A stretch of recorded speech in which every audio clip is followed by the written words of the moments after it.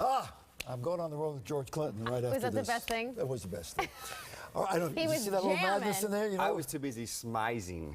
No, it's schmizing. Schmizing. Oh, man, that was my moment. We I messed changed it up. On this show, it's schmizing. Schmizing. All right, All right, JR is I with like us. it. JR Martinez, nearly 3 years, really, 3 years ago, that JR heard this announcement from Tom Bergeron.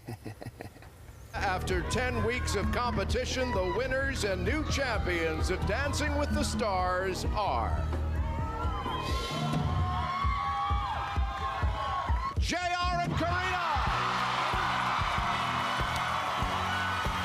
And with that, your life changes. Never gets old, It right? doesn't get old. I have Tom Bergeron's voice in my head. That for should be your life. alarm clock. Is it It true should be, you yeah. make him come to your house every week and say that to you? Yeah. Tom and I, we have that agreement. We had to notarize and everything. And you're saying people still come up to you and congratulate you. Yeah, like I'll be in the airport, I'll be in an event, and they'll come up to me and say, "Oh, congratulations!"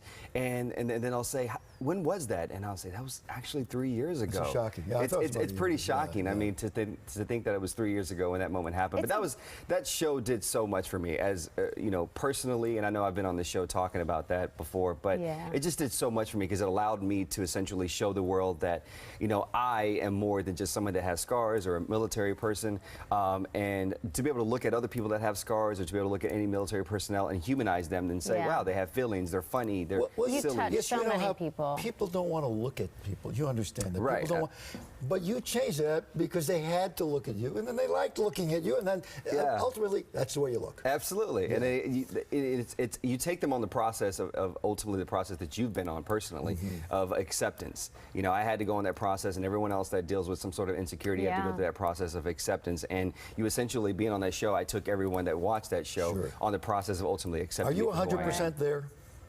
Are there days? I think I'm here. Where? I'm like, where, Steve? I think I'm here, Steve. He's going deep. No. Yeah, there are days where it's and that's the thing, is something I've been kind of talking about here lately. Is as positive as I am, and as a much of a role model that I am to a lot of people, there are days where it's like, okay, enough, and I just want to be left alone, and I just want to have my time. It's not anything that has to do with like PTSD, with most troops are dealing with, but it's definitely part of just going through a different experience in life than most people.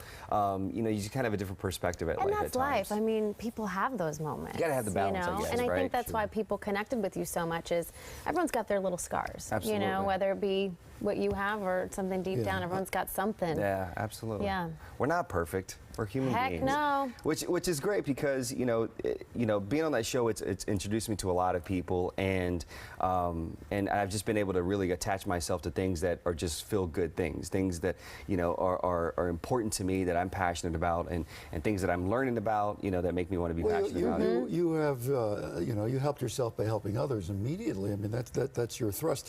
I'm told we have some pictures. Let's see. All right. That's you before. That's me before. And it's funny, I was just at my mother's house in Georgia, and I happened to come across, because she has like a whole shrine of her son As on moms the wall. do, yeah. And I saw one of those pictures, and I said to her, it's really hard to believe that was me. Wow. It really is, because I've come to accept this for the last 11 and a half years, that I'm looking at those pictures right now, and I'm just like, I don't even remember. Who's that kid? Who is he? Can you remember taking those pictures? Yeah, I remember. Actually, the picture on the right, my military, is my basic training picture. It's funny because I was an infantryman, which is front lines. You're tough. You don't smile. And my drill sergeant said to all of us, he said, when you go and take your picture, you don't smile because you're infantrymen. You're tough.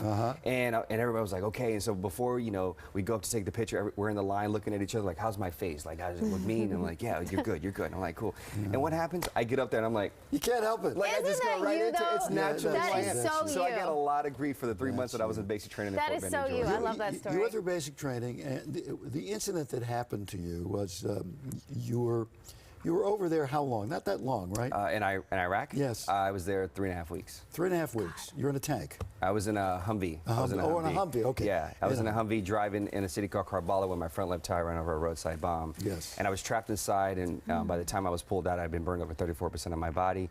Had severe inhalation damage, medevac to Launchstool, Germany, there for a couple of days, and then I was brought back to the States in Texas, where I started that long road to recovery, and I was there for almost 3 years. I have a Learning to question about walk the road to again. recovery. You know, there's been a lot of criticism about VA and the hospitals, et Right. cetera. What is your take on that? Well, first and foremost, I don't fall into that category because Okay. I was active duty and I never went to the VA. I was being treated as an active duty service member, so I was being treated at a military facility versus the VA. Right.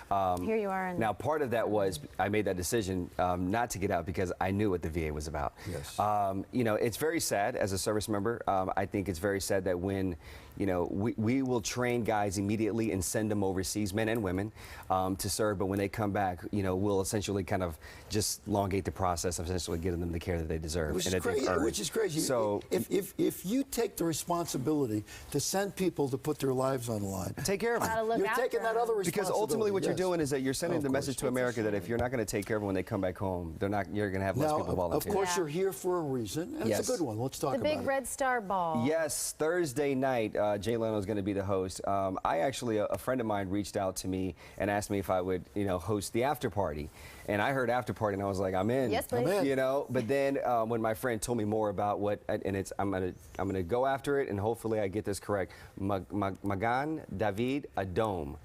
That's the organization. Somebody I just hear a went cheer, woo. I so heard you a got it woo in right. the back, which is great. You got So it I think right. I nailed it. David. Adom. Adom. Okay. Adom. Okay. So MDA for short, they do a lot of great work. And so essentially what we're doing is raising money tomorrow night at the Beverly Hilton to essentially provide a new blood center. You know, for Israel, they've had a lot of attacks. We've seen that over, you know, the last few months, you know, in the news.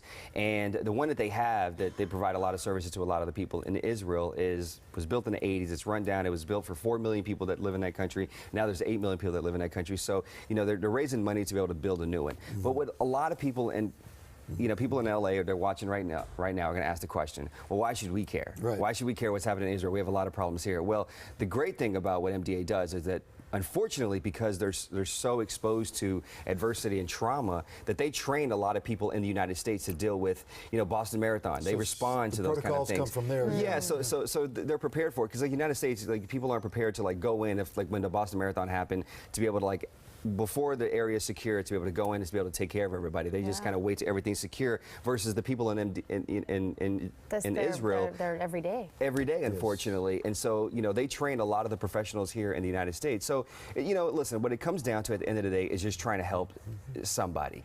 And it doesn't matter if that neighbor is literally a mile away from you or 1,000 miles away from you. It's always good to see you, JR. It's so good It's to always see great to you. be here. So I Yes. hope people check out MDA, Magan David Adom. Check out the Wow, organization. wow. And You're I'm good. excited to be a part of it. You're good. We got it on myfoxla.com. Great to see Awesome. you. Great Thank seeing you, you. as always. JR. And I'm Schmeising? You're schmeizing. Schmeizing. We got you a guy. Schmeiz. All right.